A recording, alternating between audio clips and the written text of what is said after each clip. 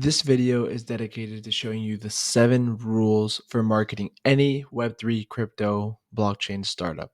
Okay, now before diving into it, why did I even create this video? Well, I've had over 10 calls this month alone, dozens in 2024, with projects that are always asking the same question. How do you improve our marketing? How do we build our community? And I got tired of it. So instead of repeating myself over and over, I made this video, I made this document, I made this playbook. Okay. It's going to go through the 7 rules to completely flip how you think about marketing, how you think about community building in the crypto space. A lot of projects get it wrong, and this is going to explain how you can get it right. Okay. Now let's go into it and make sure you tune in for number 7, which is my number 1 secret. So, first of all, pretty obvious. You have to actually care about your community. And this is the only way to make them actually care about you, right? If your community experience sucks, it's just spam messages going off all day long, no value, just a lot of volume, they're going to move on. There are plenty of other projects asking them to join, especially now in the bull run. They have hundreds of projects wanting that specific user, that specific person to be in their community, to interact there. So you have to ask yourself, why would they join your community, or why would they engage in your community? Would you even spend time in your own community? That's what you have to ask. Is it interesting enough to where you would actually spend time? Are you incentivizing them enough that they would want to spend time in your community? If the answer is no, which is the case for most projects, don't worry, then you've got work to do. You need to make a place people want to be. Now, one of the pro tips of how to actually do this is to build a story, a lore. You see, humans are attracted by storytelling, so you have to give them something that they can resonate with, something that they can identify with within your community. It takes out the technical, boring aspects of your crypto project, and gives them something more tangible, something that they can relate to, something that they can connect with. Zenrock, for example, a very technical infrastructure project, and they built a community of, now it's probably at 45, 50,000 users. And that wasn't by focusing on the product. The users joined because they believe in the story and the mission behind it, the story that the product has told. Your community needs to feel like they're part of something bigger than just a token or protocol. There's thousands of these. They need a narrative to latch on. Okay. They need to be invested in the journey. If you do want to see how we did it for Zenrock, you can click this link over here, and that should take you over to the chat. The second point is to stop selling. Just stop selling. If your project's Twitter, or any social media for that matter, is talking about the product, what you guys do all the time, what you're selling, guess what? You're not posting on social media, you're posting ads. Okay. People hate ads. Just think about when you're scrolling on Twitter, on Instagram, on TikTok, or when you go to watch a YouTube video, you skip the ad as fast as possible. Nobody wants to see ads. It has to be seamless. They can't read it thinking or feeling that they're being sold to. Okay. So apply this mentality when you're making posts, when you're posting on social media. Stop selling, stop posting ads. It needs to be something that really connects with the user. Okay. Give that different mindset, that different frame. Number 3, your community is your content gold mine. Okay. Your community is not just a group of people that you have to post content to, that you have to send messages to, that you have to engage with, but you can actually switch the frame. You can have them helping you out, them giving you useful content to post, right? So this is how you should interact with your community. Okay, you should incentivize them in some way. For example, different competitions or contests, to post content, to create memes, to create, I don't know, blog articles, to push your project in any way. And when you see people doing this, you have to incentivize it. You have to give them rewards. You have to boost them in the chat, give them a shout out, anything for them to get that recognition, right? Because one, more people are going to see that. They're going to see, oh, wow, I get rewarded if I talk about this project, if I post about it, if I engage. So that's going to spark a wave, a snowball effect of more and more and more users being more engaged and posting more about your project, or creating more content around your project, which is what you want. And generally speaking, it's usually better content than the one that you make yourself, because the one that you make yourself, you're just trying to sell to people usually, and the one that users make is not to try to sell, but just to try to engage within the community. It's natural, it's organic, right? Um, so do push that. If somebody makes a killer meme, you repost it from your main account, you give them a shout out. That's massive validation for them, for you as a product, that you have real users that are actually posting about you. And it signals to everybody that you recognize good work, great work. More and more people are going to want to put out great work if they know that you're recognizing it. Okay. Number 4, you have to realize who your competition is. It's not another protocol, right? It's influencers, memes, and trending topics on crypto Twitter or any other social media platform. That's who people want to follow. That's who people are reading about. People aren't reading white papers on Twitter or on any other social media. They're not reading technical docs on your SDK, your library, or how your blockchain is built. No, they're checking out memes. They're checking out trading posts. They're checking out breaking news.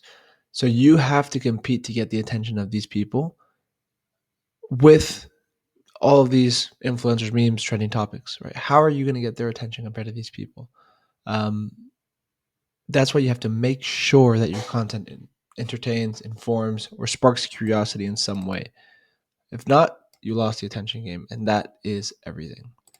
Number 5, small scale, big impact. What does this mean? You have to understand in the early stages, your community is going to be tiny. And you have to accept that. Maybe 5, 10, 20 people who actually care about you, what you're doing. I'm not saying how many people follow you or how many people are in the channel, because you can have thousands of followers, but really only 5, 10, 20 people actually engaged, right? That actually care. But you have to think of it as a good thing. It's your chance to really build these relationships one-on-one while you have actually the time and the bandwidth to do this. And if you do this, it will compound, right? Those first 5 will then recruit the next 5 and build relationships with them. Those 10 will then build relationships with the next 10. And your community would grow in strength, in numbers, not just in volume, not just, oh, I have 100,000 people following us on Twitter. I have 100,000 people in our Discord channel. But if you don't have those strong core members, it's not gonna scale. It's not gonna be worth it. Um, but you first have to figure out how to win over 5 people, then 10 people, then 20 people. Because if you can't do that, then you'll never get to 10,000, 100,000, whatever your goal is. Okay. Number 6, don't be a copycat. No two projects are the same. So don't copy another product strategy. Don't just do exactly what your competitor is doing, because a good strategy comes from first principles, not from cloning what somebody else is doing. What works for one project does not mean it's going to work for your project, because you might be at different stages, you might have different audiences, you might have different reputations. It's going to be a complete flop in most cases. And then on top of that, trends change nonstop. Yesterday it could have been Solana, XRP, then TON, then Bitcoin, then whatever new blockchain comes up. So copying somebody else's playbook just means you're chasing yesterday's hype, usually. And you're not building for what's next. You're not preparing for the new wave that's going to come. So you need to stay ahead of trends. Um, us personally, since we work with dozens of clients, we usually get a bird's eye view of where the space is headed, what the trends are, based on the kind of projects that are approaching us, right? So, for example, if right now, let's say Solana is very hyped, everybody wants to build on Solana, but suddenly in 1 week we get 5 leads telling us about XRP, then we could predict that in the next month, 2 months or so, or in the near future, XRP is going to pop off. And that's usually what happens. We sort of get indicators beforehand of what's going to be trending depending on who wants to build where. Okay. Um, so feel free to take inspiration from others, but focus on your project. Focus on what fits for you, your audience, your moment. Don't ever completely copy. And the final and most important point for me, in my opinion, is that good tech makes great marketing. So it's very similar to the phrase that offense is the best defense. Good tech is the best marketing. And now I'm not talking about building a great product or a protocol or a great app. I'm not talking about the functionality of your platform, because most of the time it's too technical or it's not going to be understood by everybody at the beginning, right? So that's not what I'm talking about. I'm not talking about making a great product.